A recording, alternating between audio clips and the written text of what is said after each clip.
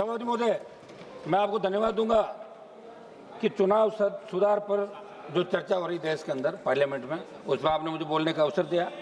सभापति महोदय, निश्चित रूप से बाबा साहब ने जो अधिकार हम लोगों को दिया, SC, ST, OBC, अगर उस समय जब अंग्रेजों की सत्ता थी और देश आज़ाद हुआ, उस समय बात चली कि वोट कौन देगा, तब ये तय हुआ कि नौकरी करने वाला, व्यापारी, धनाढ्य ये व्यक्ति वोट करें।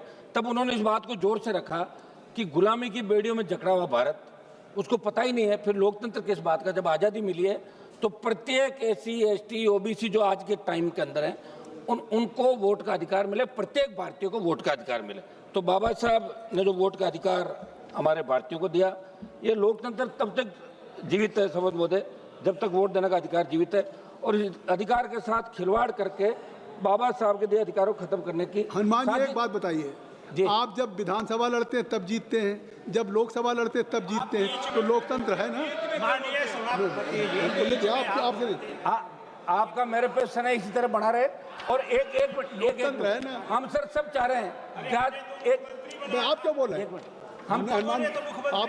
हनुमान बेनीवाल सर हम चाह रहे हैं गृह मंत्री जी का आज भाषण हम सब सुने, तो इसलिए हम सारे देखो सिंगल मेंबर पार्टी वाले सारे खड़े, कोरम भी हम ही पूरा करते हैं, इसलिए हम चाहते हैं एक 2 मिनट में एक्स्ट्रा दिया करें। और आपको ये भी याद रखना चाहिए कि एक वोट से अटल जी की सरकार गिर गई थी, कब एक वोट काम आ जाए। सिंगल मेंबर को छोटा नहीं माने साहब, आप वो भी बराबर के आप जीत के आते हैं।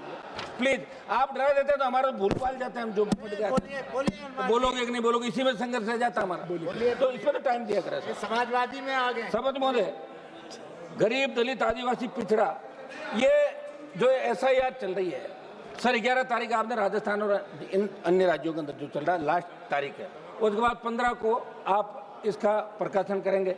तो दलित, OBC, SC, ST का आदमी कमा के खाने के लिए बाहर गया देश के, कहीं गुजरात है, कहीं महाराष्ट्र है, कहीं बाहर साउथ के राज्यों में गया, वो आदमी इतने डॉक्यूमेंट नहीं जुटा पाएगा। तो मेरा एक तो आग्रह कि इसका समय 1 महीना बढ़ाया जाए, और दूसरा इनके वोट नहीं कटें, इस बात को आप तय करें, क्योंकि लोकतंत्र जब ही जिंदा है जब प्रत्येक व्यक्ति को वोट का अधिकार मिलेगा। मैं तो ये भी मांग करूंगा कि वोट अनिवार्य रूप से डाले जाए, और अगर ये नहीं कर सकता आप कि प्रत्येक व्यक्ति वोट देगा, तो ये देख लें कि 3 बार अगर किसी ने वोट नहीं डाला तो वो जागरूक नहीं है, इसलिए उसका वोट काट दिया जाए। ये मेरा सुझाव है, इस तरह का होना चाहिए, नहीं तो वोटर लिस्ट लंबी हो जाती है, परसेंटेज कम बताए जाते हैं और दूसरे तरीके से वोट डाले जाते हैं। सभापति महोदय, ये पूरा विपक्ष एकजुट होकर इस मांग को कर रहा है कि सरकार के इशारों पे चुनाव आयोग काम कर रहा है। ये झगड़ा यहाँ पे चल रहा है देश के अंदर। सभापति महोदय, 1950 में चुनाव आयोग बन गया था, लेकिन चुनाव आयोग की असली ताकत TN सेशन जब 1990 के अंदर आए थे, और 90 से 96 के अंदर जब हम उस समय 12th करके फर्स्ट ईयर के अंदर 90-91 के दौर के अंदर आए, तब पता लगा कि चुनाव आयोग क्या होता है। उससे पहले चुनाव आयोग के बारे में लोग नहीं जानते थे, लेकिन TN सेशन ने चुनाव आयोग की मजबूती दिखाई। हमारा सभापति महोदय कुछ सुझाव हम लोगों के, और विशेषकर मैं राजस्थान से आता हूँ सभापति महोदय, अभी हरियाणा के चुनाव का भी यहाँ लंबी बहस दोनों तरफ से। अब आप साहब बोलने ही नहीं दोगे तो फिर बोलेंगे क्या? बैठ जाओ, बोलने दीजिए सभापति जी, तो 1-2 मिनट तो टाइम तो दो साहब, बोलने दीजिए हनुमान जी को। और रोड जी हैं, अभी उमेश पटेल जी हैं, कई लोग हैं, इसलिए टाइम भी तो खूब पड़ा सर। पूरा समय देंगे सभापति महोदय, मेरा आग्रह सभापति महोदय कि इसी नॉमिनेशन तक वोटर लिस्ट बदलता रहता है, कौन सा प्रत्याशी किस बूथ पर अपनी ग्राउंड स्ट्रेटेजी बनाए, ये चुनाव नहीं पूरी तरह कंफ्यूजन कर दिया आप लोगों ने। तो मेरा कि हर 1 जनवरी से आप ऐसे ही करते हो, तो इसमें नया क्या कर रहे हैं? हमारे कुछ सुझाव, इसमें क्षेत्रीय दलों का अस्तित्व खतरे में, बीजेपी और कांग्रेस जैसी बड़ी पार्टियों के पास मशीनरी है, छोटे दलों के सुझाव तो लेना है आप, छोटी पार्टियों वाले के पास रिसोर्सेज नहीं है। सर का पहला शिकार हम लोग होंगे छोटी पार्टियां। इसलिए मेरे ये सुझाव है साहब कि राजस्थान में हमारे पंचायत राज के चुनाव टालने के लिए SIR लागू की गई। शासन चुनाव राजस्थान में नहीं हो रहा।